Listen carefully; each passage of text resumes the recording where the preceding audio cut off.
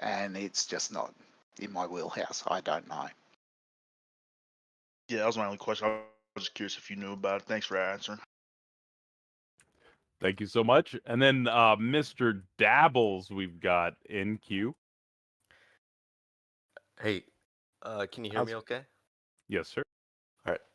I have two questions. Number one, what do you think is the strongest argument for basic theism?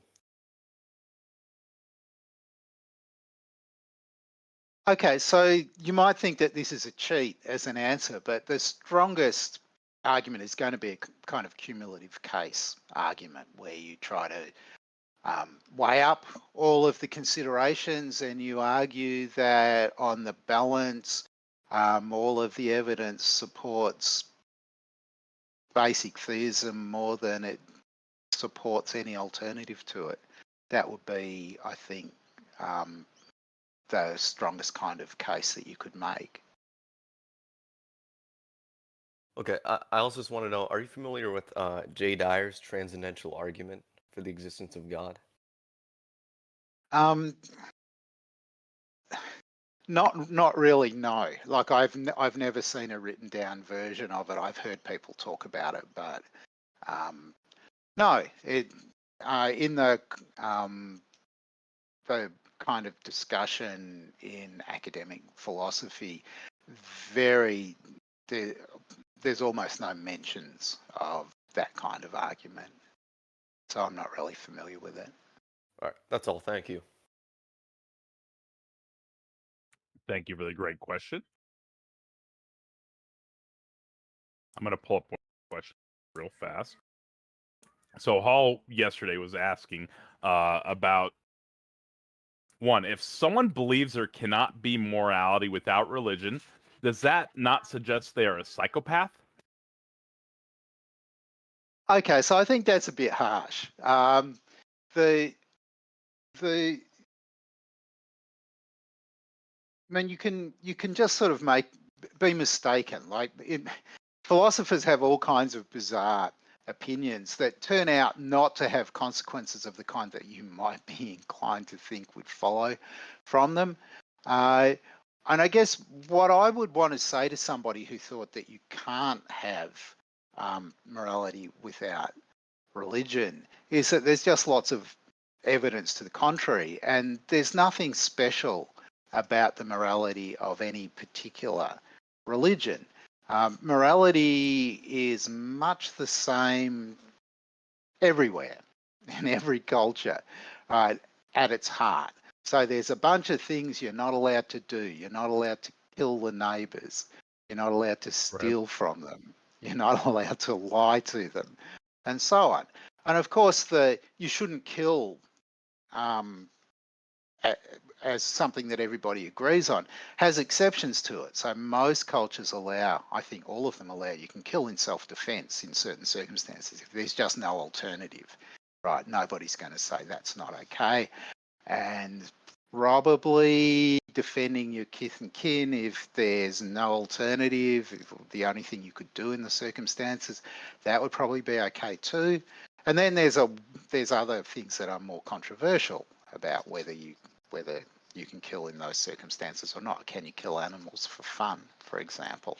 Some people think yes, lots of people think no, right? But the basic idea that you shouldn't kill is just a universal. And so it does seem as though it's really got nothing to do with religion. And so if someone said to me, I really think that you couldn't have morality without religion, that's what I'd say in response. But I wouldn't think that they were necessarily immoral. I would think that they too assume that you shouldn't kill and you shouldn't lie and you shouldn't cheat and so on. Right. I'm with you. They had another question that might hit a little bit closer to home. All Australian parliaments are opened with a Christian prayer, and the preamble to the Australian Constitution refers to a humble reliance on the blessing of Almighty God. What are your opinions on that? So there are lots of weird traditions that are hangover from the past. So Australia was created as a nation, as in Australia became a nation at the beginning of the 20th century. And the first national census was held in that year that Parliament opened for the first time, and the census said that Australia was 97% Christian. Right, so 97% of the inhabitants were Christian. The last census a couple of years ago, that figure's dropped below 50%. So Australia's seen some big changes over the last century, and there are traditions that, or practices that were established at the foundation of the nation that made sense then that maybe don't make so much sense now. I hear you. I'm going to pull up another one of these questions real fast. So Tamsin was asking, why would God speak to one man instead of all of us? I don't know what this is, but have you heard of the two exits problem? I haven't heard of the two exits problem, but I think I understand the question, right? I mean, in a kind of more general way, whatever you think is, suppose you think that there's a religion that's true, and we'll suppose it's a theistic religion, and we'll suppose that it's part of your tradition that there are revelations of the truth of the religion to particular people who get to either write it down or they tell other people, and eventually it gets written down. One of the things that always, to many people, seems really problematic about this is that there are lots of other cultures at earlier times that were given no such revelation, and that really seems like a very peculiar kind of special treatment, right? And what some people at least will think is that it casts doubt on the idea that there were any revelations at all. I mean, it's hard to see why, if you think about God as powerful and wise and good and so on, it's hard to see why such a being would play favourites with civilizations. So, you know, if you're Christian, there's flourishing civilizations in China 1,000 years before Christ appears on the scene, and they didn't hear anything about this. Why not? Right? That's the kind of thought. I'm with you. Now, the next person we have in queue, Jaloco, was actually talking to me about you last night. I know he's very excited. I'm not sure what he wants to talk about, but hey, Jaloco. Hey, what's up, Taco? Hello, Graham. How are you? I'm good, thanks. How are you? I'm doing well. Big fan of yours. Been watching your debates for a while, alongside the other horsemen, if you will. I just kind of have just two questions. They're just kind of just standard interview questions, just something that kind of popped into my mind that I wanted to ask you. So the first one is, what's the most challenging philosophical question you've encountered, and how has it necessarily, like, how has it shaped your thinking? Yeah, that would be it. Okay, so philosophical questions can be challenging in different ways. I mean, some of them just hurt your head, right? They're just intellectually challenging, but some of them are also kind of personally and morally challenging as well. I guess there are so many philosophical problems that I've found intellectually challenging. I mean, there are lots that I just don't know what to say in response to them. It's, I mean, this will just sound like, you know, I should have something better to say. I can't think of one that I would single out. There are lots of really hard philosophical questions, and in some ways it's kind of characteristic of philosophical questions, the ones that last, that they're like that, right? We philosophers just, there's all these questions that we just don't agree on the answers to, even though we've been arguing about them backwards and forwards for thousands of years. Those problems are just really, really hard. There are things that people puzzled about in the past that were philosophy, and then eventually we found ways of resolving those questions. So, you know, natural philosophy, there were these questions about the way the world works, which at least to some extent has now been answered by the natural sciences and the human sciences, but there are philosophical questions that we've just made no progress on. So Okay, that's, yeah. I guess, what I'd say in response to that question. I mean, yeah, and that makes sense. I mean, there's a lot of like philosophical questions that people can present it in different ways. That it's just like, wow, I didn't think of it that way, and you kind of overcome it. Okay, that's awesome. Thank you very much. And then one more. So how do you think? How do you think? Do you think that there is like a particular balance between respecting one's religious beliefs and critically examining them from like a philosophical standpoint? And how would you go about doing that? Okay, so that really is a difficult question, and I think you can treat most people and their beliefs with respect, but there are going to be limits, lines that you're going to think, well, there's not much point continuing a conversation with this particular person because of the beliefs that they've got. And that's not necessarily to disrespect them as people, but it is to think, well, there's really the things that they're coming out and saying, and things that really you shouldn't take seriously, and something's gone badly wrong if they've ended up believing these things. So I'm prepared to kind of cast a fairly wide net and to talk to people who belong to any of pretty much any recognized religion, but within any particular religion, there'll be some people whose beliefs make it very hard to enter into conversation with them. I'll pick one example. So I do think that that young Earth creationism is something that is very hard to take seriously from an intellectual standpoint. That doesn't mean that I can't talk to young Earth creationists, but probably won't want to talk to them about the young Earth creationism, because the problem there is that we have more than 2.5 centuries of serious science, none of which requires any assumptions about God, and none of which threatens most versions of Christianity. I mean, if you think about the history of Christian engagement with evolutionary theory in the UK, Darwin put out his views. There were a bunch of other people putting out similar views. Within a generation, almost all of the religious believers in the UK had just made their peace with this. They just accepted that they would have to go for some kind of theistic evolutionism, and that was fine. In other parts of the world, it didn't play out quite the same way, and there were people whose, partly perhaps because of the nature of their religion, thought that there was this conflict, irresolvable conflict between accepting any claims about the evolution of life on Earth and accepting their religion.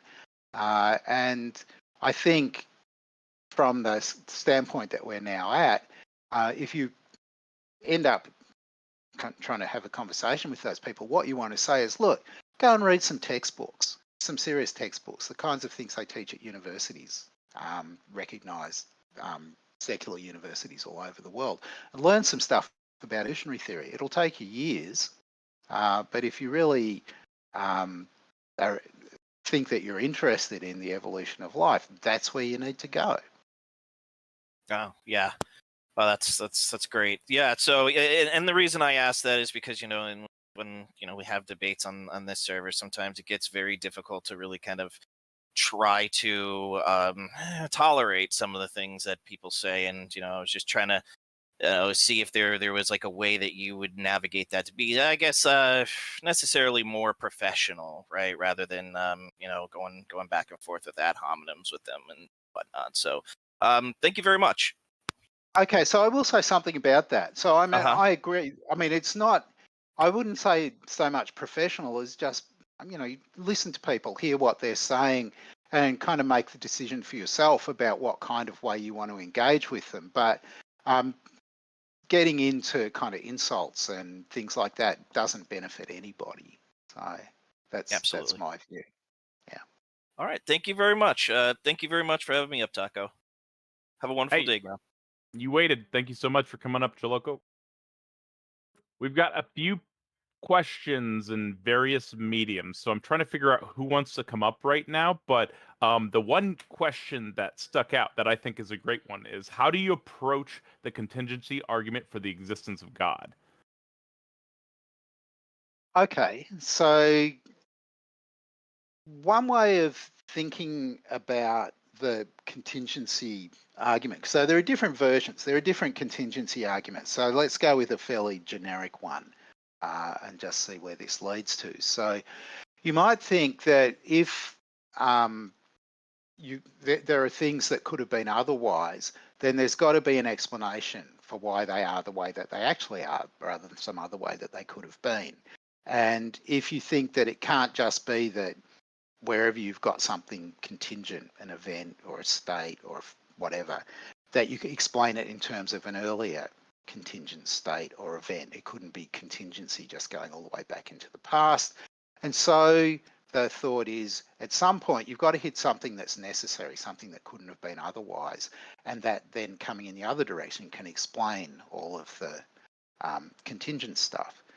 It's not clear that that's gonna work. It looks as though you may end up having to have some unexplained contingency, even if you suppose that there's a necessary beginning. The reason being that if you have a kind of necessary beginning and what comes from it is necessary, then what comes after it is going to be necessary too. So there's this worry. This is an argument that I think Peter van Inwagen was the first person to kind of put this argument as a kind of worry about contingency arguments, that you can't really get rid of contingency altogether. So that's one thing about contingency arguments. But the more important thing, the thing that I spent lots of time arguing, is that if you accept that it's better to suppose that there's a kind of necessary origin rather than to suppose either that there's a contingent origin or that there's contingency going all the way back into the past, it's an open question what the nature of that necessary origin is.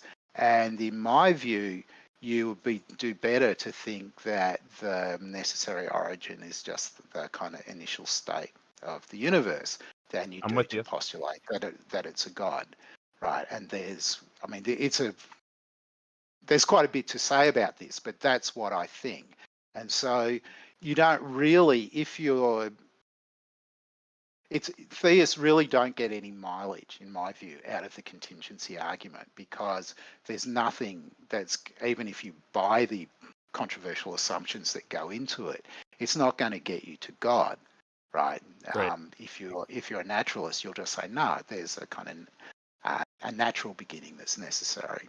Right, there's better, more parsimonious explanations that exist already.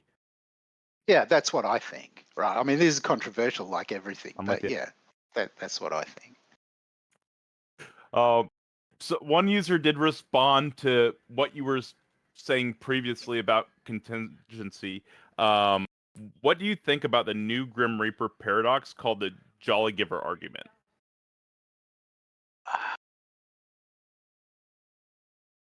Okay, so the Grim, I mean, they're fairly complicated questions. So the one way to think about the Grim Reaper paradox, I mean, there are different versions of this story too. So imagine that there's a plot to kill somebody at midday, and what we've done is we've organized an infinite chain of assassins. And so there's, at the kind of end of the chain, there's somebody who, if it gets to, I've already forgotten what time I said, 12 o'clock. If it gets to 12 o'clock, this person's going to shoot the target. Then there's a person at 30 seconds before 12 who, if it gets to that time, is going to kill the target. And then there's somebody at 45 seconds to 12, and if it gets to that time, they're going to kill the target, and so on, all the way back to 1 minute before 12. So you're gradually halving the interval, keeping on going back. So you've got this infinite chain of assassins. And the question is, what happens? Because for each assassin, there's an earlier assassin. So it seems like none of the assassins can actually kill the target because they're going to be preempted by somebody who comes earlier. And yet the person surely ends up being dead as soon as you get to 1 minute to 12, right? Because we're imagining that all these assassins are infallible. And that seems kind of incoherent, right? That the person ends up dead, but there's no one who actually shoots them.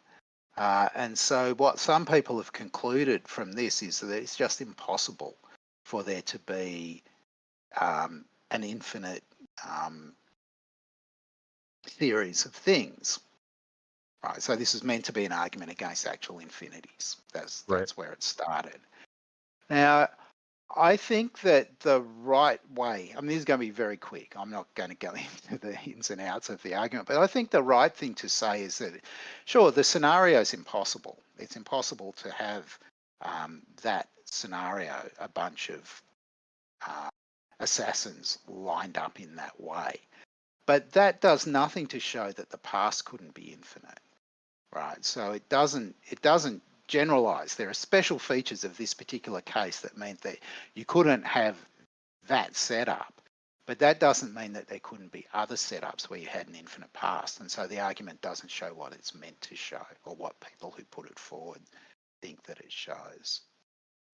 I'm with you. All right, was that clear enough? I mean, it's a very complicated with you. argument, really. Yeah. Yeah, I think I'm with you. I'm going to definitely listen to that again because that's definitely a harder argument to address in just casual debate. And that they use a sniper one. It gets thrown out there a lot. Anyways, I'll get up phase next. I think everybody should listen to that one again, though. That was a great explanation. How's it going, Elliot? Oh, hey guys. Thanks for being here, Graham. Appreciate it. I do have a couple of questions about the good, quote, the good. And I talk to Christians a lot on this app, and this question comes up this topic comes up kind of a lot, but I'll they'll ask me like, where do I since I'm not a Christian, they'll ask me what my source of morality is, how do I know the difference between good and right, and eventually it comes back around to I ask them the same question, and then they say, well, we know what the good is because it comes from God, and then I ask, well, what is that? And they say, God is good. Like God is good. Like it's like a part of his identity. He is the good. And then I ask, well, what is okay? That I know what God is then, but I don't know what the good is. And then I can't make like sense of this. And in a way, it kind of seems like they're saying, like if you want to be cool, then you have to be like Fonzie because Fonzie is cool. But I don't know if that's it doesn't make sense to me. And then I had another question, a second question about the good. Okay, so I think this is quite difficult. It's quite hard to know what the connection between God's being good, assuming that that's true, and your knowing what the good is, what the connection is supposed to be, or even what the connection is between what's good for you and what and God's being good. Part of the issue, I think, is a kind of old question about what it is for anything to have any property. So suppose that Socrates is tall. maybe that's not a good example because it's comparative, something non-comparative. Socrates is 50 kilograms, right? So what is it for Socrates to have that property? And some people have this story where to have a property is to somehow participate in some universal. So there's this universal of 50 kilogramness, and Socrates participates in it. And some of the talk about when God is the good maybe gets understood that way. We're kind of thinking about God as universal goodness, and what it is for a person to be good is that they participate in it. That makes God really strange, though, from the standpoint of Christianity, where God's supposed to be a person and so on. Though not all parts of Christianity go that way. When you think about, say, what Thomists in the Catholic tradition say, they seem to come pretty close, at least some of the time, to thinking that God is something a bit like a universal, except that the universal in question is kind of existence. God is existence. And saying these kinds of things is a bit weird. It's hard to get your head around them. Going back to the beginning of the question that you asked, it's more often the case that Christians will say something like this, that what makes something good is just God's commanding us to do it. And we know that God commanded us to do it either by revelation or because it's written in the Bible or something like that. And then it's maybe slightly easier to understand where that's coming from. But there are going to be questions about whether that could really be the foundation of goodness, right? I mean, one sort of question, if it's supposed to be divine commands that make things good, is, well, so how does God get to be good? Does God command himself? And what sort of sense does that make? And so on, right? There's a huge nest of philosophical questions here. I hope that's enough, unless you want to press on something in particular. Yeah, that's pretty good. And then the second, I guess the second part of that question is like kind of related to it. It's like if say you're in a discussion with a Christian and they ask you that question, like, well, how do you know the difference between right and wrong, or like what's your source of morality? Like, how would you go about answering that kind of question? Okay, so my answer might seem a bit weird. So I think that the right answer is going to be a bit like, how do you know basic maths things? How do you know that 2 and 2 are 4, right? And the answer is going to be that you can just see that it couldn't be otherwise, right? You can see that 2 and 2 have to be 4. And what I'm inclined to say about the kind of basic things in morality, so I mentioned some of them before, you shouldn't kill, you shouldn't lie, you shouldn't cheat, and so on, is that those things just have to be true. There's no alternative, right? And so the story that I'm going to tell about morality is very similar to the story that I would tell about mathematics, and lots of people are not happy with that, but that's what I would want to say. Right. So it's like it's necessary. It can't be any other way. It must be that one way. Okay. Yeah. Thanks, Graham. I appreciate it. I'll head out now. Cheers. Thank you, Elliot.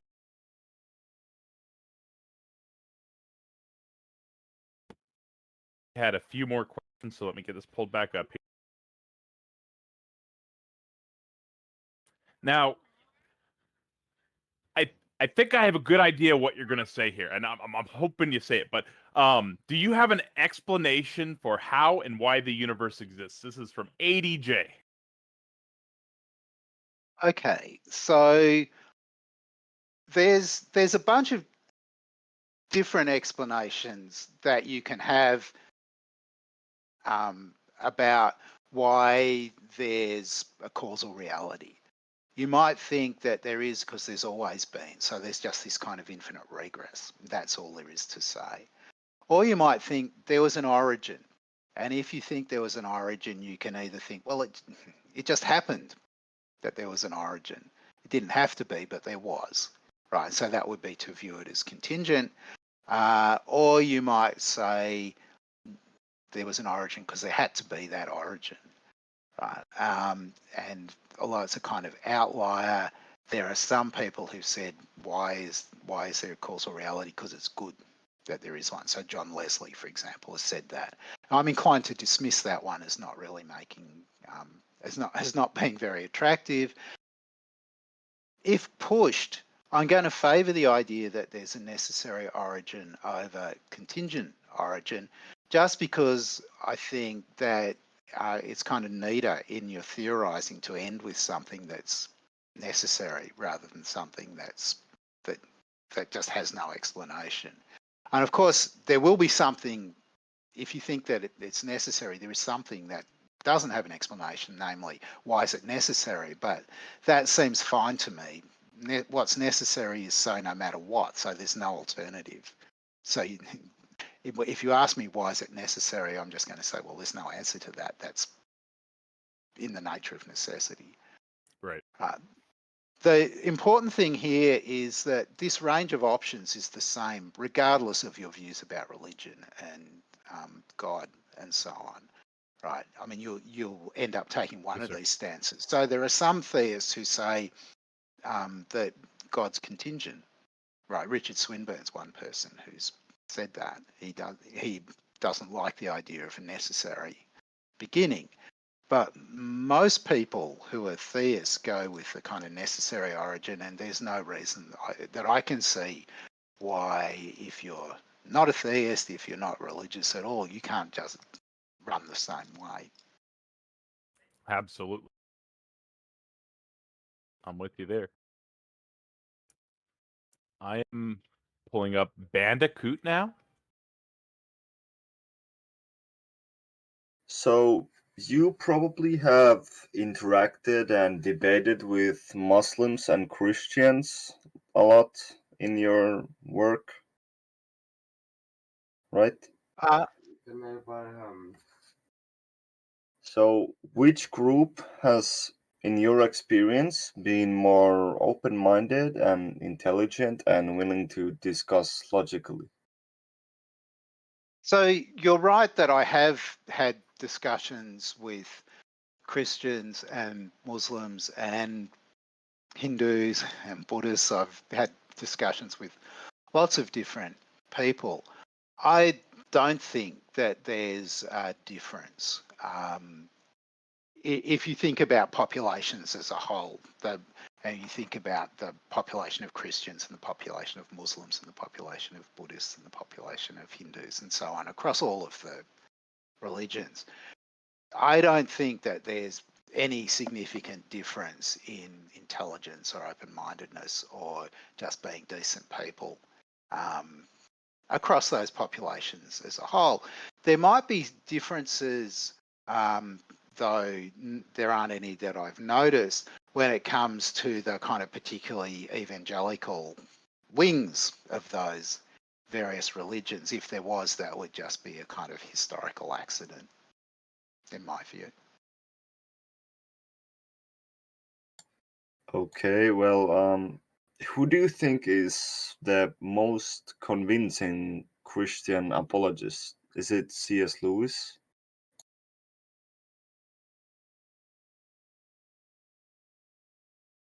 Okay, that's a really hard question.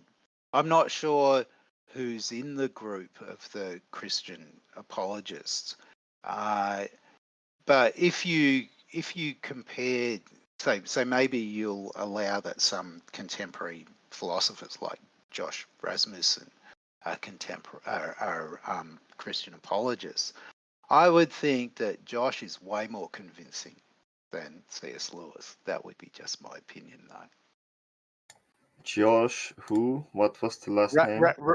Rasmussen, Rasmussen. Okay, I don't have any further questions. Thank you for the time. Cheers. Thank you, Bandicoot. We had a few more questions in here. One of them was from Andy, one of our moderators. They were asking, on your opinion on Hegel's logic and his proof of God.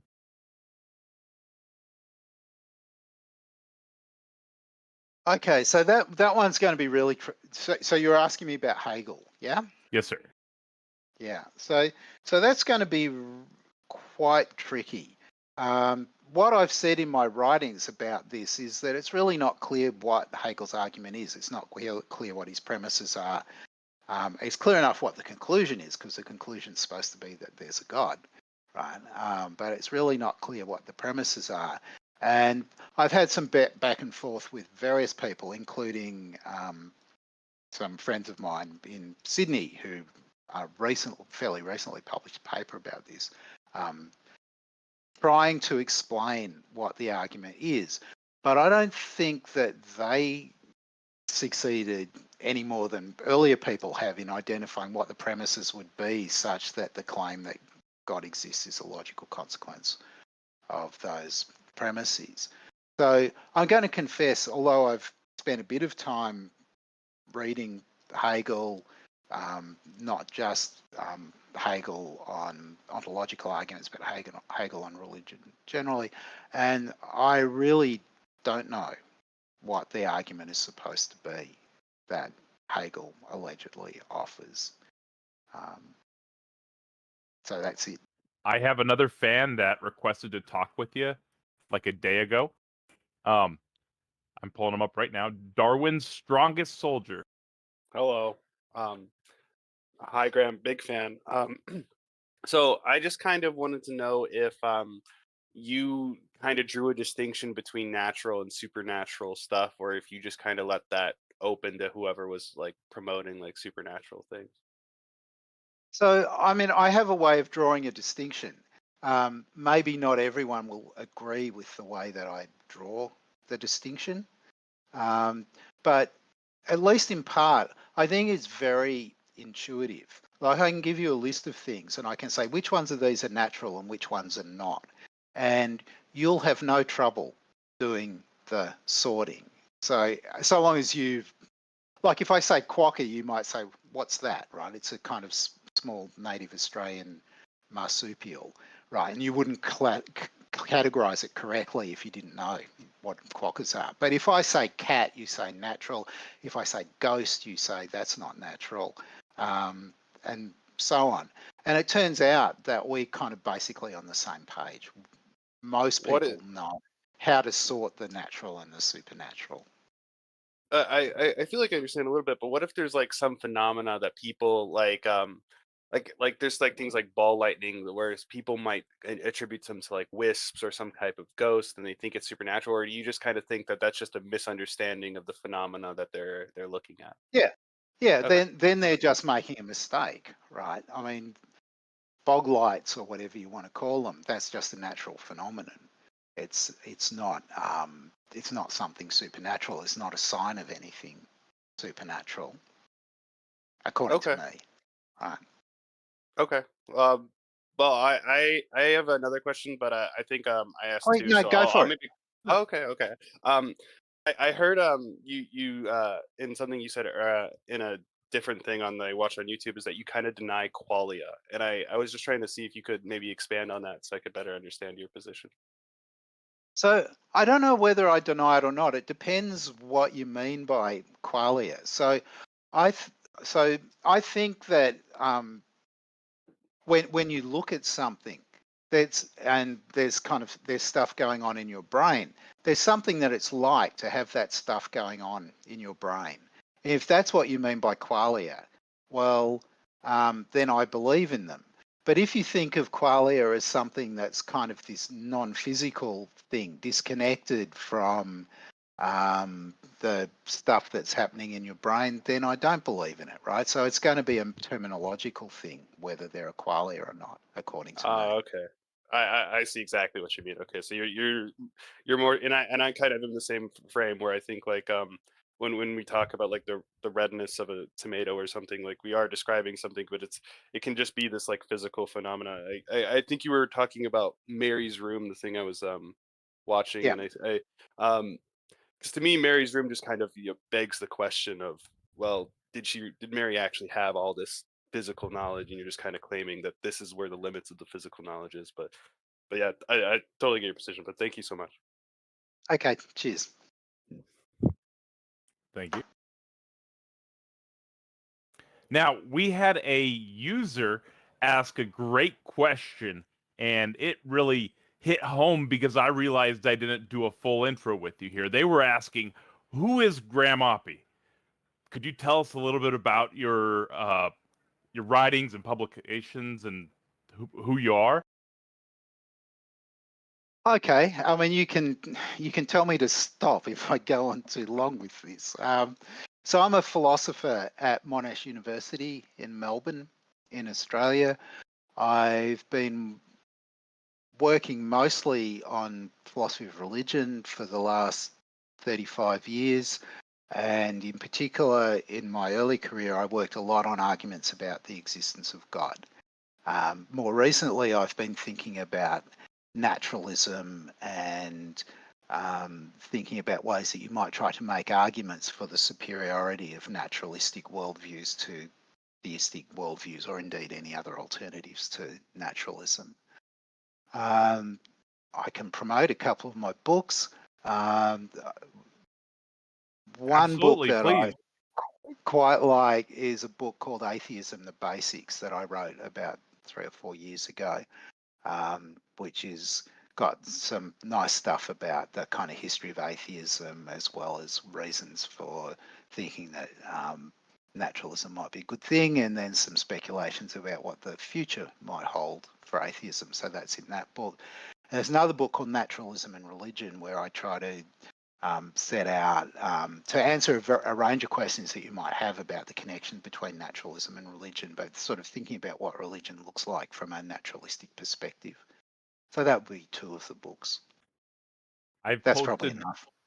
I've posted both Amazon links to those in the AMA discussion channel and pinned those. So make sure you check those out. Okay, Anything so else? There's 11 people in queue and then like 40 questions, and I know there's no way we're getting to everything. We didn't even really set like an exact time frame. I was like, you could do an hour and a half, whatever you want to do. How long are you thinking you'd like to hang out here with us for? So we'll do an hour and a half. So that's still another 40 minutes, and then we'll reconsider. I mean, what might happen is I might start to get a bit tired after about 90 minutes, but maybe we'll go 2 hours. We'll see how we go. It depends. And of course, if the questions run out, then we'll just stop. So totally get it. So we've got Minion up next. I'm inviting them up. Hello.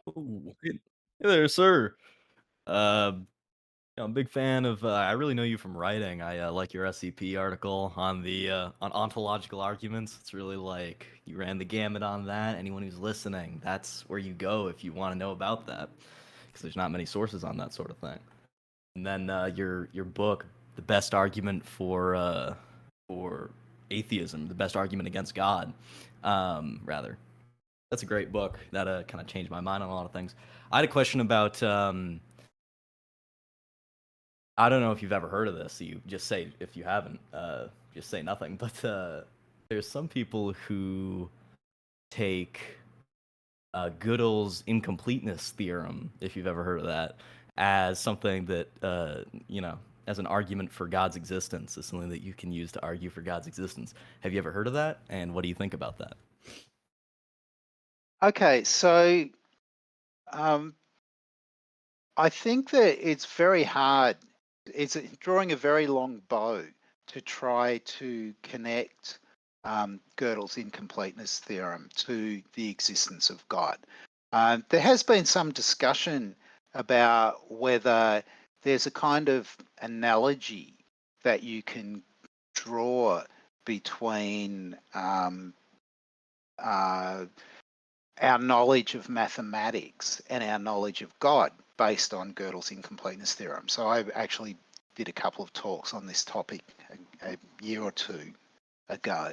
So what the incompleteness theorem, the one that we're thinking about, says, I don't know if we really want to go down this rabbit hole, but anyway, I'll start and we'll see where we go. So the incompleteness theorem, there's no complete, consistent axiomatization of arithmetic.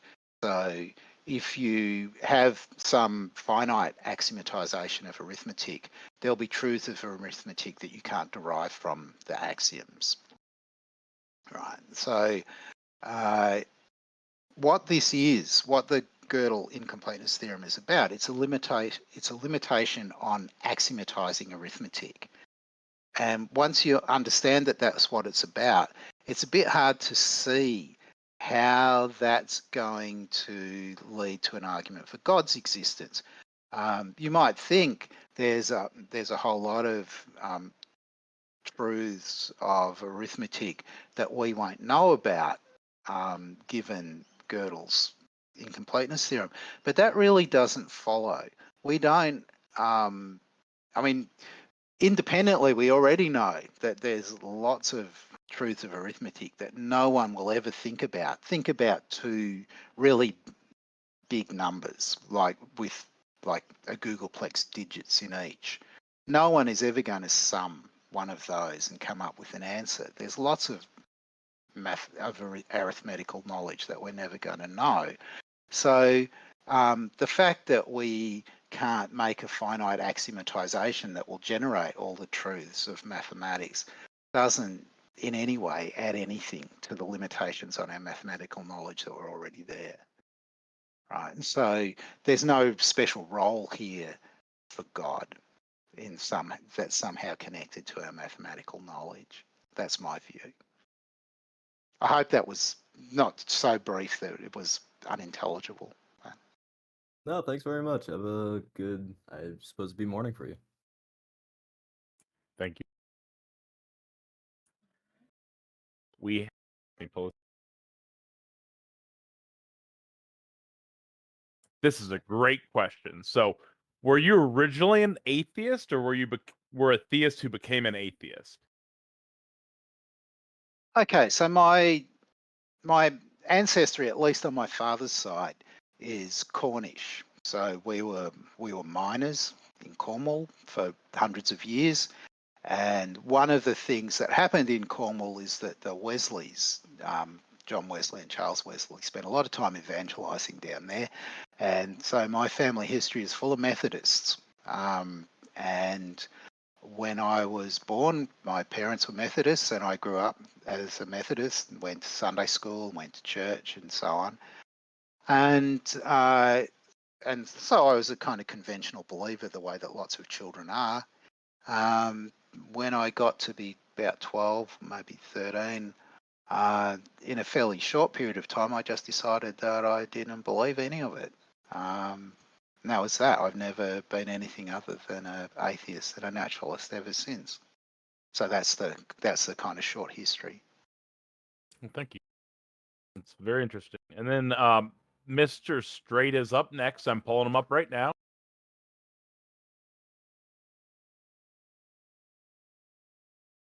Mr. Straight?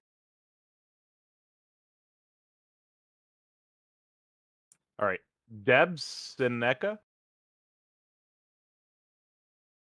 Hello. Hey. Hey. Hi, thank you for having me up. So I'm not very familiar with your work, but if I'm not mistaken, your field of expertise is discussions about religion and philosophy. Yeah, I mean, more probably a bit more specific than that. What I've spent most time discussing is arguments about the existence of God, so arguments for and arguments against. Okay. So, I mean, are you at least aware of like the historical context of religion? So I just mean at like a very basic level. Yeah, so there's lots that we don't know about the history of religion, partly because written records only go back so far, right? So we have stuff. I mean, I guess the religions in which we have kind of the earliest records would be from the Middle East and India. But those records don't go back more than about 4,000 years. And beyond that, we're just kind of guessing from the archaeology about the history of religion. I mean, looking at things like burial practices, we kind of infer that there was religion earlier than that. But Okay, that's perfect. Perfect. we kind of don't have access to their beliefs, right? Because there's no written records. Right. So, I have a little bit of context for my question. So, Eugene Victor Debs, an American socialist politician, once said, "In every age, it has been the tyrant, the oppressor, and the exploiter who has wrapped himself in the cloak of patriotism or religion, or both, to deceive and overawe the people. Religion as a whole has obviously served as a force that is used to develop cultures, morals, traditions, and customs worldwide. It has served as a force of unity and has undoubtedly made millions happier with themselves and with the world. That being said, religion is very frequently used to justify hatred, death, and war. For example, the Crusades, the Reconquistas, the Pakistani Indian conflict, the Israel-Palestine conflict, the Lebanese Civil War, the Yugoslav wars, and many, many more that have gone unlisted. With all this context, here's the question. In your opinion, has religion been a more positive or more negative force within the history of humanity? Yeah, so that's kind of like an impossible question to answer, I think. I mean, the quote was quite even-handed. It pointed to some of the good consequences of religion. It pointed to some of the bad consequences, and you might think, for various reasons, that it's more or less inevitable that there's going to be religion where there are people. So, in some ways, the kind of answer to the question doesn't matter that much, because I think that we're kind of, I don't see a future where religion is going to disappear. Okay, that makes sense. What about our history and our development of religions and how religion has been used in our history? I'm not talking about a hypothetical future or a hypothetical past where religions don't exist. I'm just talking about a religion or a world where religion was used differently. So, do you see our history of religion as something that has been beneficial to humanity? I completely agree that religion is inevitable, but has our development of religion and culture been more beneficial or harmful to humanity? Okay, so it depends on the perspective. Like, because I'm an atheist, I'm kind of interested in the history of atheism. And you can bet that Christianity and Islam have not been kind to atheists over the course of history, right? So, Right. And that somewhat colours my views. But I don't think of religion as all bad. There are lots of people for whom, the kind of Marxist thing, the opiate of the people, offered consolation and so on. So, and gave meaning to their lives and various other things. So, it's. I mean, I'm not saying anything very profound here. It's obviously a mixed bag, right? All right, that makes sense. Yeah, I'm just so I'm obviously, well, not obviously, I guess. I'm on the I consider myself an agnostic. So I just don't think it's wise to consider theism or atheism to be absolutely 100% true and to be completely dogmatic in those beliefs. And so I'm trying to reconcile the inevitability of religion and my analysis of history and try to determine what do we do now? Do we try to make, because obviously religion has served as a harmful force, but should we encourage the evolution and adaptation and existence of religion and culture, and flourishing of religion and culture, or is it just a lost cause? Is religion just inherently a bad thing? Okay, so those are good questions. I mean, I don't think that religion's inherently a bad thing, but pretty much anything that becomes too powerful is a bad thing. So there's a question about the sort of religion that it would be okay for people to continue to have, right? Maybe you might think that it would be better if there were lots of relatively small religions. I don't know. That's just a possible thought. Okay, I like that. The thought that, you know, anything too powerful is a pretty bad thing. That being, I mean, with what you said, how do you feel about freedom of religion? Do you think it should be absolute, or should there be some regulation, or what do you think? Okay, so this is a good question too, and one thing that that I think is quite important is that there shouldn't be an alignment between a particular religion and the state. Mm-hmm. Right.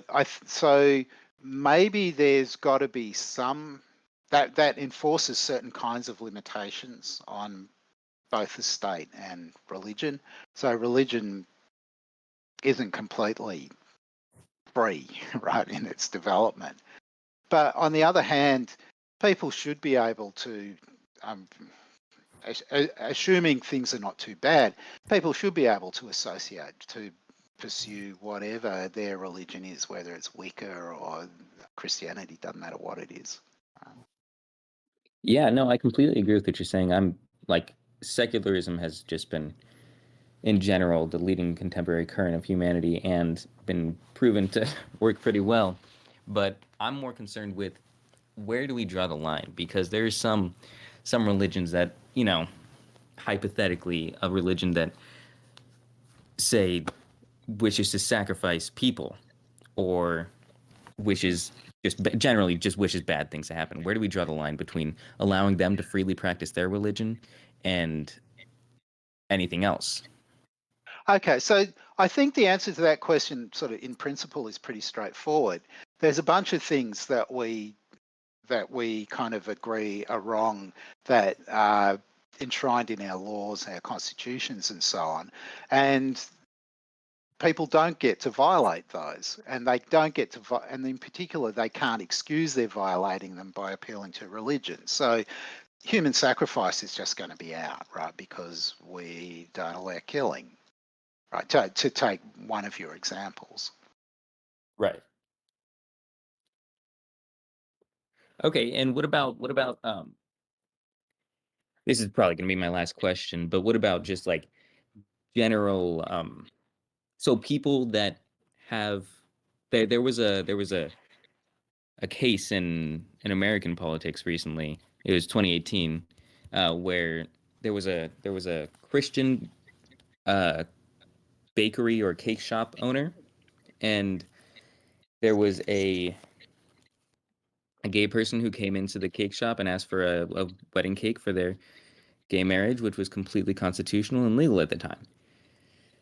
So, but the Christian bake shop owner, they refused service, and they claimed that it was in violation of their freedom of religion to say, you have to respect these people even if your religion's tenets say otherwise. So how would you feel about a case like that? And in general, how do you feel about how do you reconcile freedom of religion with contemporary civil rights movements that supposedly conflict with the tenets of those religions? Right. So I'm one thing, this is a case in law, and I'm no lawyer, so I don't really feel Oh qualified no, to, sorry. to make an estimation about the case in law. Right. That's Right. that's kind of complicated, and besides which, it's, I live in a different jurisdiction, right? Right. I'm not familiar with the relevant laws. Where there's a conflict between certain people's attitudes on the basis of their religion and standards from elsewhere, the question's going to have to be questions about what sort of society you want, what kind of relations of tolerance you want between people, right? And so where my sympathies would lie in this is that I don't think that religious people should be free to discriminate against, say, trans people or gay people or whatever. That's on the basis of their religious beliefs. I don't think that you should be free to discriminate, right? But that's nothing like a complete discussion of the topic that you're bringing up. Okay, that was a perfect answer. That's exactly what I was looking for. Thank you. Thank you. Have a good one. Didn't mean to kick him early there. And then another user had sent me a message there. They were asking, do you believe in determinism, compatibilism, or libertarian free will, and why? Okay, so although it's speculative, I'm inclined to think the world's not deterministic. I'm inclined to think that there's indeterministic causation. I'm inclined to think that primarily on the basis of thinking about quantum mechanics. There are deterministic interpretations of quantum mechanics, but the most prominent ones tend to be indeterministic. And if there's indeterminism at the quantum level, then there's indeterminism at the macro level as well. Right. So that actually kind of undercuts the interest in the question about determinism, but to some extent the question about compatibilism as well. I'm inclined to be a compatibilist. I'm inclined to think that if I'm wrong and it turns out that the world's deterministic, that's going to be compatible with people having freedom, but that's because of the way that I'm inclined to think about freedom anyway, which is going to be that you act freely insofar as you act on your normally acquired beliefs, desires, intentions, and so on, in the absence of sort of defeating conditions. So you're not being manipulated or you're not under the influence and so on. That's roughly how I think about freedom. And so in some sense, I would be a compatibilist, but I don't think that the question about compatibilism is interesting because I'm not a determinist. I'm with it. Yeah. It's a great answer. And then Chivalrous, I'm pulling you up right now. They had a few questions. Hi. Good to meet you. My name is Steve, and I'd like to ask you a question about morality. That's probably been somewhat of a common question you've probably gotten, but I haven't. This is new to me, hearing from you. So, where does? Okay, I guess the first question would be: do you have a moral standard that you follow personally? And the second question is, where does morality come from? Okay, so I think there's all kinds of true moral claims, right? So if we, so I think it's just true that you shouldn't kill, and in fact, I'm pretty strict about that. I probably think that there are fewer exceptional cases when it comes to not killing than most people. So I don't think that, I mean, as far as possible, you shouldn't kill animals, in my view. That's not necessarily a popular view, but that's what I think. Right. So the answer to the question, do I have moral standards, is kind of yes. Right. Where do the moral standards come from? Well, I guess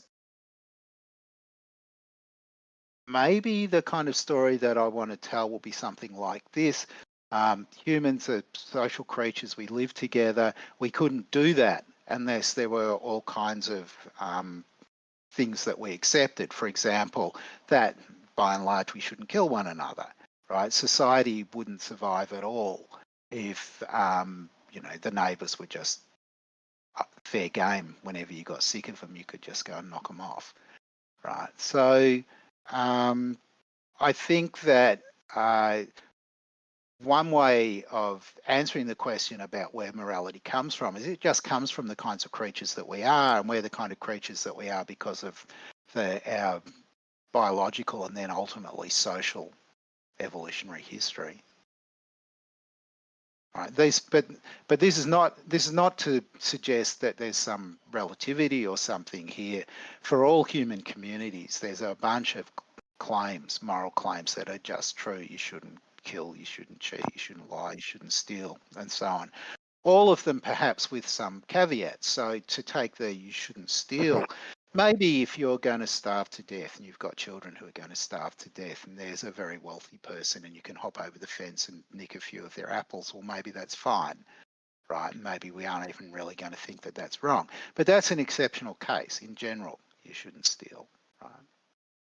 And by what standard would you say it is wrong to kill?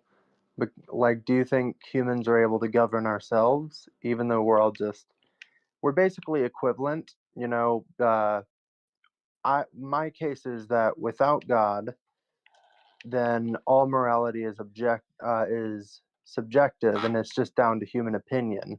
So someone maybe like psychotic murderer is no less right than someone helping an old lady across the street, because without some sort of moral authority to decide what is good and what is bad, then, you know, it's all just you think what you think, I think what I think. So I guess I don't think that it's just a matter of opinion, right? I mean, I do think that human society wouldn't survive if it weren't for widely shared views about morality. So it's not that you need some external standpoint to impose a moral code. The moral code is something that, with some exceptions, because there are people who, I mean, like psychopaths, for example, that are perhaps quite happy to just kill whenever for anybody. But for most of us, we're not like that. And the survival of human society depends upon its continuing to be the case that most of us are not like that. There's nothing subjective about opinions about this, as far as I can see. Right? It just there are facts about us that just make it true that we shouldn't kill, and so on. So what are those things that make killing like wrong? Like, would you say it's objectively wrong, or would you just say it by human, what we've come to the conclusion of ourselves? Okay, so the word objectively is kind of tricky. I would say it's wrong, and with a few exceptions, we all know that it's wrong. And I guess if we know it, then maybe that certainly means that it's true. You can't know what isn't true. And maybe that's enough to say that there's a sort of some kind of objectivity here. But objectivity is one of those very tricky philosophical words. So I'm not sure whether you're going to agree that, given the things that I've just said, that's enough for objectivity. I don't know what more there could be, that what more you could add in that would somehow add objectivity in some further sense. I guess one thing I could do is ask the question, what do we define as objective? Like, for me, it's, and not just for me, but I think a lot of people would agree, I would assume, that objectivity is something that cannot be changed by any human or occurrence. It's something that's consistently and always true outside of human opinion, human standard, human, our Right. yeah. What would you think? So probably that sounds right, but it's not clear that there's a difference between truth and objective truth here. If it's true right, that 2 and 2 are 4, then it can't be changed. If it's true that killing is wrong, then that can't be changed either. Right? I mean, it could be that, I mean, with the maths example, you might think it could never be that somewhere down the track there's some huge disaster and the creatures that are left roaming on the planet that are capable of having views about these things can't understand maths anymore or are very confused about maths, and this, maybe the same could happen for morality too. But that doesn't affect the objectivity. It doesn't affect, because it doesn't affect the truth, right? It'll just mean that those creatures are misguided, wrong, confused, whatever. Hmm. See, I believe that as humans, we can't really govern ourselves because I think I agree with you. Killing is wrong, and I think you and I have a lot of it. You know, the more or less the same basic common sense morals. So I guess like one question that we should both ask ourselves is just like, where does that come from? Does it come from somewhere inside? Does it come from somewhere more? Yeah, thank you for talking with me. But when you say where does it come from, you might, one answer to that might be that it comes from being the kinds of creatures that we are, or something like that. We, you know, if we became different creatures, we might no longer recognize these truths. But that doesn't mean that they aren't truths. Okay, and I guess like the existence of the human soul might have something to do with this too. Like, I guess like I believe in the human soul. So I believe without the human soul, you don't really have morality. You know, like for example, a wolf, you know, munching down a sheep and it's all of its children and all that. The wolf is a wolf. It's an animal. You know, it doesn't have a soul like us to determine right from wrong.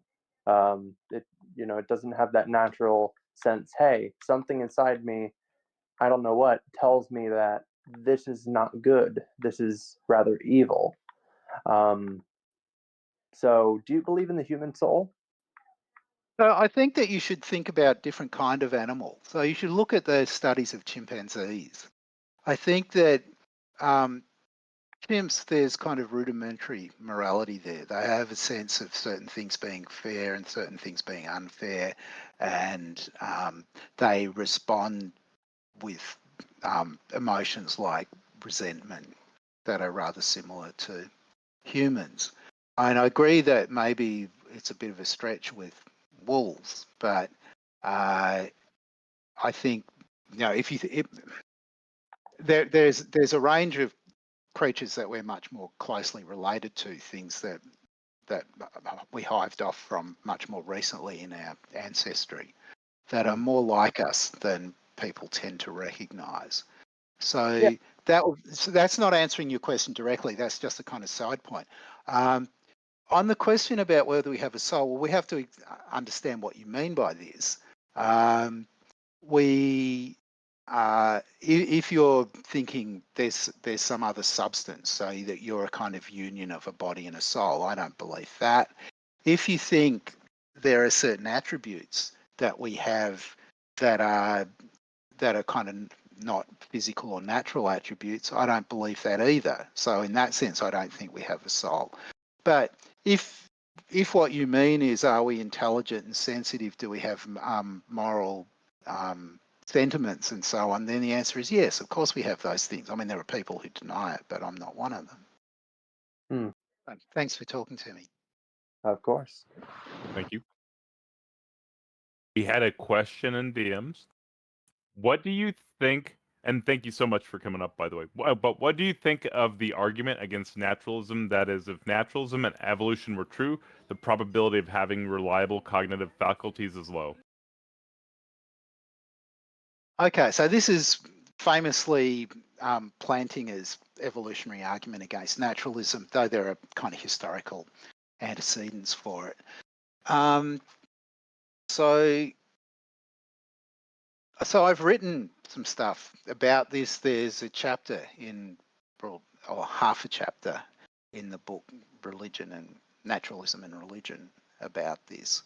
So what Plantinga wants to argue is that the probability that your cognitive faculties would be reliable, given reliable in general, and reliable about metaphysics. So there's two different versions of this argument. Reliable about metaphysics, given evolutionary theory and naturalism, is very low. Now, the way that the argument goes, he argues that that if you think that the probability that you're reliable, that is, that you're mostly getting at the truth in a certain domain, if the probability of that conditional on certain things is very low and you believe those certain things, then you've kind of got to, your position is kind of unstable, it's falling apart. I don't think that's right.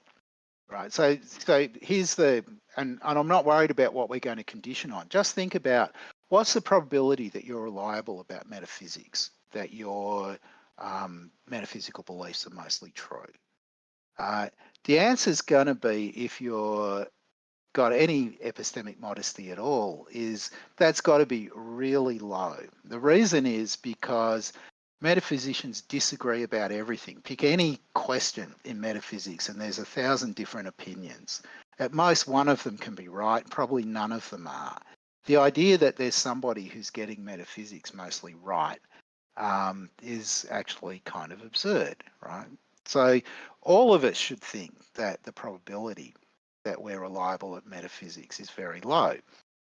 If the probability that we're reliable at metaphysics is high on theism, that's a problem for theism, right? That's not a good thing, because the right answer is that the probability that we're reliable at metaphysics is very low. And so it's not a problem for the combination of evolutionary theory and naturalism, that the probability that we're reliable on metaphysics on those things is low. That's just how it ought to be. Right, so that's with respect to metaphysics. What about in general? Well, we're reliable at some things and not at others, right? Our vision's pretty good. When we form beliefs on the basis of what we see, mostly we're getting things right. You know, I see a cat in the backyard. What's the probability that there's a cat there? It's pretty high, right? And so on. What evolutionary theory and naturalism is actually going to tell you, I think, is that we should expect to be pretty good when it comes to vision, right? We should be pretty reliable. We shouldn't see things that aren't there. We shouldn't fail to see things that are there. If we had those defects, there would have been other critters that occupied our niche that were better at it, you know, and our ancestry would have been different than it is, right? When it comes to other topics like politics, philosophy, there's no reason to think that we're going to be good at them on the basis of evolution and naturalism, and it turns out that we're not particularly good at them. So there's actually a better fit, I think, between the facts about where we're reliable and where we're not on evolution and naturalism than there is on theism, because it's a bit of a mystery why omnipotent, omniscient, good God didn't make us better at metaphysics or philosophy or politics than we actually are. Right, so I'm inclined to think that the kind of boots on the other foot and the considerations here favour naturalism over theism rather than the way that Plantinga thought it went. Hello, yes, thank you for answering the question. I was just curious, the reason this argument is like bad, is it because like metaphysics don't necessarily have a good sense of reliability? Am I mistaken? So that's where I started from, because Plantinga gives two versions of the argument, one of which is kind of sort of, you know, if the probability that our cognitive faculties are reliable in general is low on evolution and naturalism. That's meant to be a problem. And then he gives a particular argument. The probability that we're reliable about metaphysics, given evolution and naturalism, is low. And that was thought to be a problem too, because it's kind of self-defeating, he thought, to suppose that you're not reliable about particular subject matters. But in fact, we know that we're not reliable about certain subject matters, and it's not self-defeating, right? Now, you might wonder how that can be, right? I have lots of metaphysical opinions. How can I do that? Well, I hold them, but I'm not too confident in them. So, like, I believe them to credence, I don't know, say 85% or something like that, which means I believe them. It's just that I've got thousands of them. When you multiply them all together, the probability that they're all true is essentially negligible. Right, just out of probability theory, 0.85 to the power 1,000 is very close to zero. Right, so I'm sorry, I hope that's not going too quickly. No problem. Thank you very much. But do you think it's maybe circular for someone to like on a general basis, like regarding like maybe epistemological nihilism, to conclude like their knowledge or their ability to gain knowledge is bad while using the same tools that they're trying to say they're bad? Doesn't this like seem circular, like even like in a general scope? So it would be if it was true in general, but it's very likely that we're pretty good, that our cognitive faculties are reliable when it comes to kind of ordinary everyday stuff, seeing things, hearing things, reasoning about simple tasks. You're chasing a rabbit that's run out of sight around the corner, you come to a fork in the path. If you're a dog, right, you sniff one way, no smell of rabbit, that way you go the other way. So there's kind of elementary reasoning. Sorry, that was an example of the Stoics about the intelligence of dogs, right? There's basic reasoning tasks that we're good at too. So we're reliable across a whole range of things, and that's what you'd expect on the basis of evolution and evolutionary theory and naturalism. There's a bunch of things we're not reliable about, but that's fine because we can understand why we shouldn't be reliable about them, and we can accommodate it by being a bit cautious in our believing there, right? If you want to be certain in all your metaphysical beliefs, you're just asking for trouble, right? Given the massive disagreement that there is amongst people who spend their lives thinking about metaphysics. If you're going with certainty, you're kind of in a bad state. But if you're kind of reasonable and you just give some credence but not too high to your metaphysical beliefs, then there's nothing inconsistent in your position. It's perfectly consistent to think all of these things are kind of 85% likely. Their conjunction is essentially the probability that they're all true is essentially zero. And there's nothing, this is not a problem about nihilism. It's not that you don't believe these things. It's just that you're not too dogmatic in your believing. You believe them in a suitably tentative way, which is what you should be doing. Is there a reason to suggest even like we can reach like reliable conclusions, or our like cognitive faculties are reliable? Is it like a good argument for that? So I think it's just kind of common sense that across a wide range of circumstances, our vision's pretty good.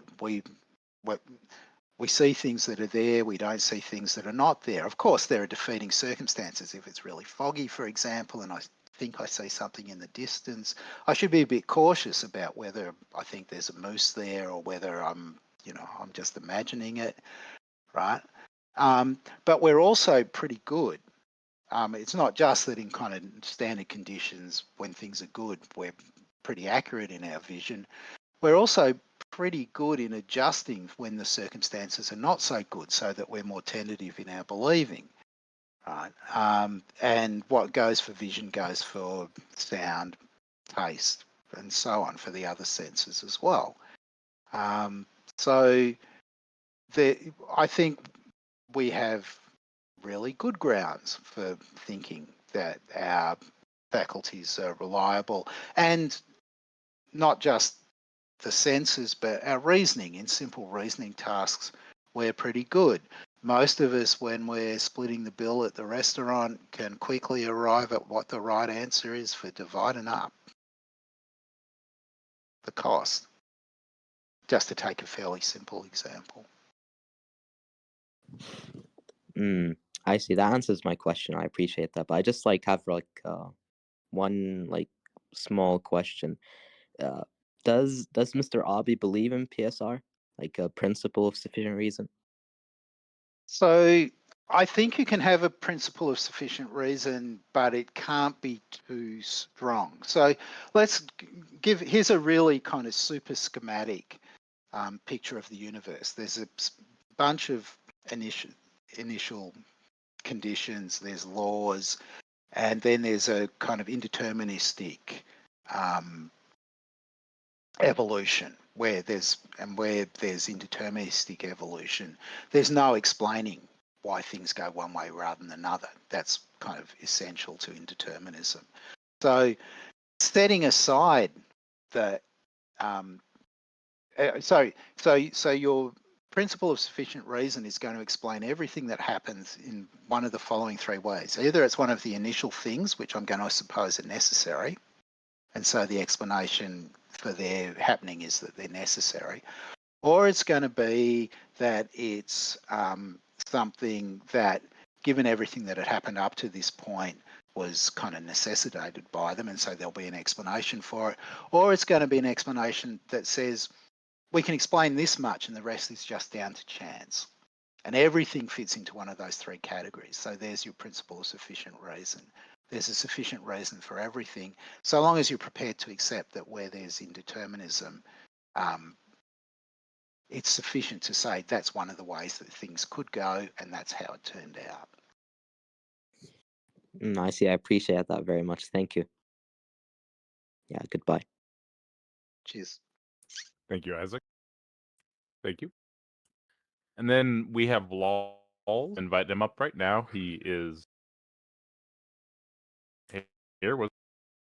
Yeah, so I had a question, and I think you sort of mostly answered it earlier, but I wanted to ask you what your thoughts on vegetarianism and veganism are, and if you've read some of the popular arguments in the literature, like Alistair Norcross or Peter Singer's argument of marginal cases, and what your thoughts, sort of general thoughts on veganism are, and who your favorite cricketer is. My favourite cricketer. I'll start with that one. So I'm going to say Elise Perry. She's wonderful, and Good choice. it's okay. So I am vegan. I've been vegan for a bunch of years. Strangely enough, I haven't read lots in the literature about veganism. I am familiar with some of what Singer has had to say about animals. I haven't read Alistair Norcross. I really should get around to that at some point. I think on my reasons for being vegan are various. It's so long as you manage it properly, there are health benefits. There's the way that we farm animals these days is pretty horrific, and there's an awful lot of suffering that we could bring an end to if we stopped eating animals. And at the very least, we ought to change the farming practices that we've got. But the third thing, which is also important, is more a kind of environmental thing. The amount of resources that it takes to produce a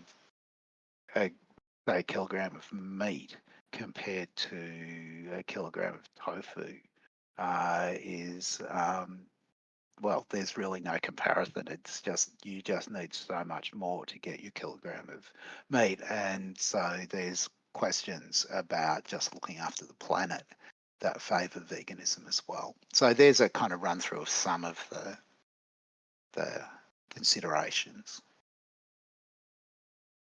Yeah, nice. I think we're more or less on the same page.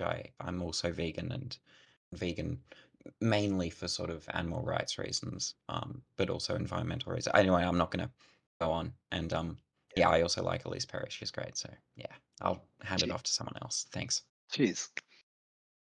Thank you. And then Chris, you raised your hand. Question is, I'm dealing with the Jordan Peterson issue, and I'd like to hear somebody who's a professional like yourself respond to his claim that if you act morally, you act as if you believe.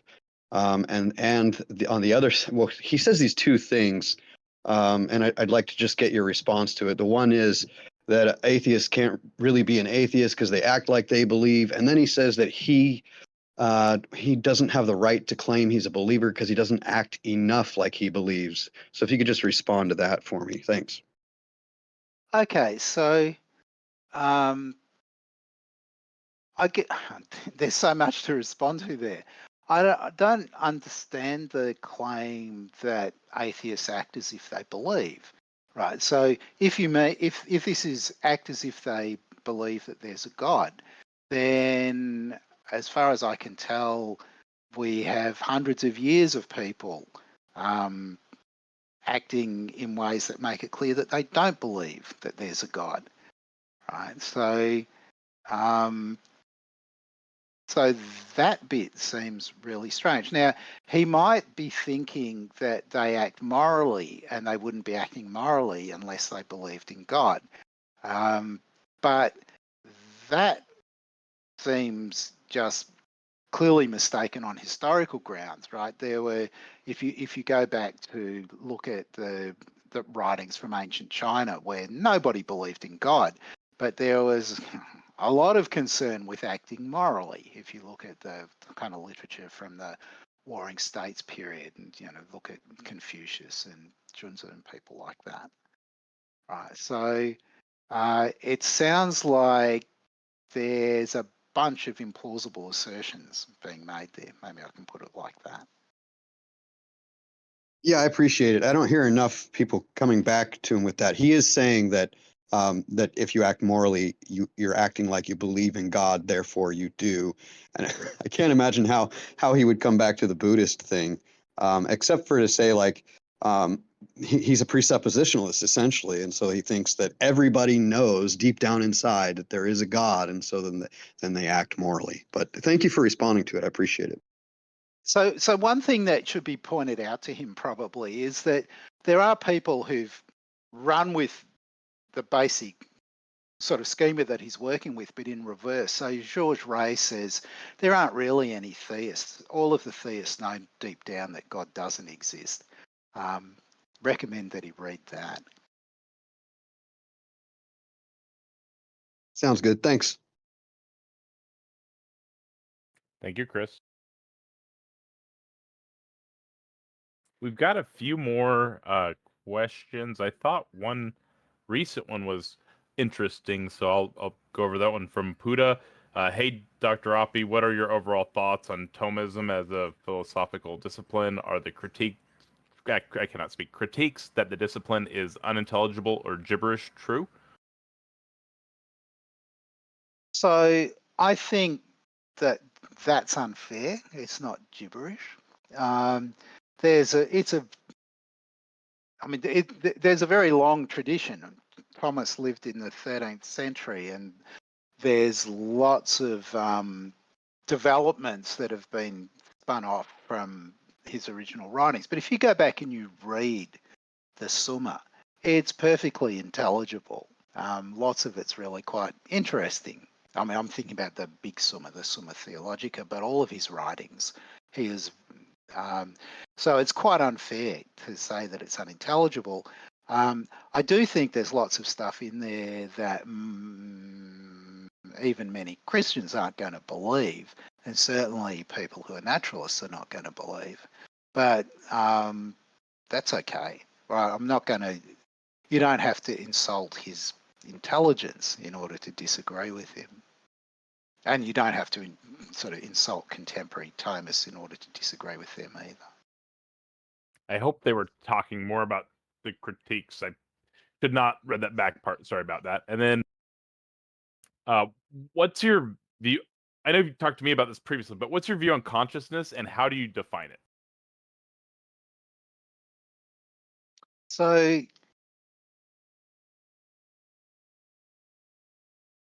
I think consciousness goes pretty far down in the animal kingdom. Maybe even nematodes have kind of rudimentary consciousness. I'm not sure. I don't even know exactly what consciousness is. I don't think that there's any real agreement about about what basic consciousness is. And in the philosophical literature, there's distinctions about different kinds of consciousness and so on, but let's ignore that. I think that the story about consciousness may be something like there are certain kinds of synchronicities in the brain. What it is to be conscious is to have those synchronicities, and even if you've only got several layers of neurons, even if you've got 130 neurons like a nematode, there can still be synchronicity between the layers of a kind that's going to be what consciousness actually is. But that's kind of hypothetical at this stage. I don't think that it's going very far out on a limb to say that there's some story, some neurological story about consciousness, but I don't think that we can be super confident that we yet know what what that story is. Gotcha. And then let me see if there's a queue real fast. We've got Retribution, the last person in queue. We've got about 5 minutes left. So. Okay, I know you don't have much time, but I'm gonna ask a few questions. So do you think, as an atheist, certain religious texts like the Bible should persist as a good book of moral truths and symbols, despite the fact that some claims within these texts are stay without evidence? So most religions, many of the moral precepts that they teach are the same, just as they're just precepts. I would say they're just kind of precepts of common sense. And so there's some moral teachings in the New Testament, in the Old Testament, and in a bunch of other scriptures from other religions that are perfectly fine.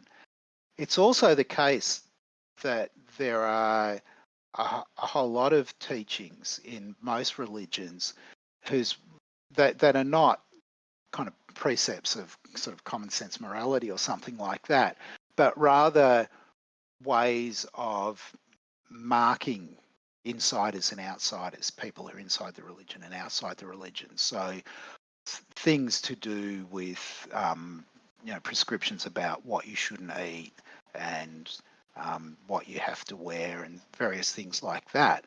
They're not particularly moral, but their function is to mark you as being part of the religion. Now, those two you might think of as being, I mean, it seems like the common sense morality part is just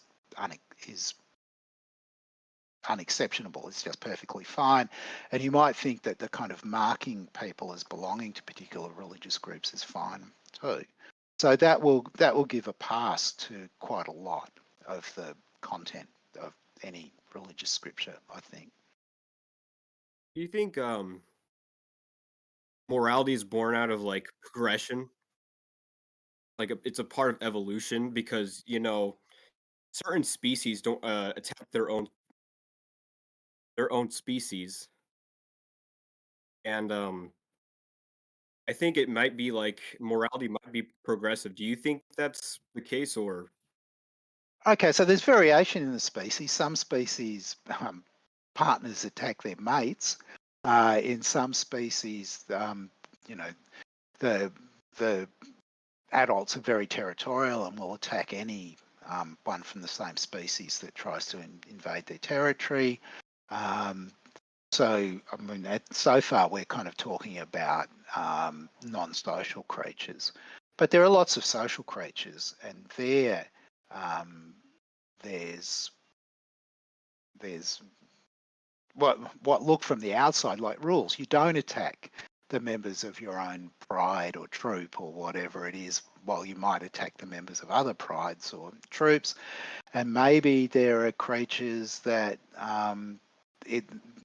that they just won't attack anything of their kind. And the explanations for all of this will be evolutionary. And to some extent, the explanations of human behavior are going to be evolutionary, but the evolution is not just biological, it's social as well. And there's not much social evolution in other animals. There's some in primates like chimpanzees where behaviors will be learned and passed on to other generations, but obviously there's a lot of social development in humans as well. Do you think this social trait is more like complicated and makes it makes species more like top of the food chain intellectually? Like this social role is what's leading us to become progressive in nature.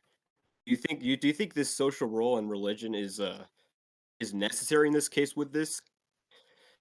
Because Okay, so let's yeah. okay, so let's go back to what you just said. So there's a kind of interesting story that hasn't yet been fully told about human development over the last few million years, and the development of language and the development of our reasoning abilities. The reason why we sit at the kind of, why we're the apex predator all over the planet has to do with the quirks of our evolutionary history that gave us the brains and the communication abilities that we've got. So to that extent, right, there's a kind of ready explanation of why we ended up being the apex predators that we are. But I think there was something else in your question, so you'll have to remind me. Do you think because out of social behavior, it seems religion has been developed? Do you think So, religion might be? Oh, sorry. well, so sorry, I was just going to say, well, that's obviously true, right? Religion's a kind of product of our sociality, and it seems kind of pretty universal. So there are kind of clearly there are kind of facts about us that and about our natures that that conduce to the production of religion. That's obviously true. Yeah, and then I was gonna say, like with religion being a social trait and really being only prevalent in humans, do you think it might be like progressive? Because I know that religion kind of helped create societies and kind of helped create us to, or how us to think, got us to kind of like come together. And do you think religion is necessary for humanity to evolve and continue? So what I'm going to say about this is going to be speculative. It's not obvious whether religion plays any important role or whether it's a kind of spandrel, something that tags along, a kind of inevitable or more or less inevitable byproduct, right? That's something that would require, knowledge and investigation that I'm not capable of, right? So it's not clear that it seems that it could be consistent with the data that religion was very important in the rise of civilization, but it might not be. It might be that it was just a kind of something that tagged along in a process that was going to happen without it. Okay. Yeah, that's all I wanted to ask. Yeah, I know you have not much time, so I'll drop out right now. Okay, All right, see ya. cheers. Thank you. Graham, thank you so much for coming and talking with all of us. We really appreciate it. The whole community, everybody that was in here, people were talking you up even before you came in, and they've been saying great things the whole time through. I have personally just been, I'm going to have to listen to this again. That's everything you said had so much behind it, right? For clarity, though, I did want to bring up when you were talking about consciousness earlier, were you saying that the mind is the brain? More or less. I'm a kind of old-fashioned identity theorist, so I think that believings and perceivings and feelings and so on is stuff happening in your brain. Yeah. I just wanted to get a little bit of clarity there because you gave a really grand explanation. I felt like somebody had mentioned something, so I wanted to clarify that. Perfect. Feel free to plug absolutely anything else you want to plug. I've provided links to your books. Goldie Goldstein here should be sending you a link to the recording. I don't know if they're going to put it up on the Politics YouTube or how they're going to do that, but if you want to use that for anything, you should be able to use that for anything. Yeah, is there anything at all you want to plug or talk about? I will kind of do a review, have a look when the recording's available. No, there's nothing else. I mean, I don't really do these things to plug products or anything like that. I just kind of enjoy doing it. So thanks for inviting me. Thank you so much again, everybody. Thank you for being here. Have a wonderful evening, everyone.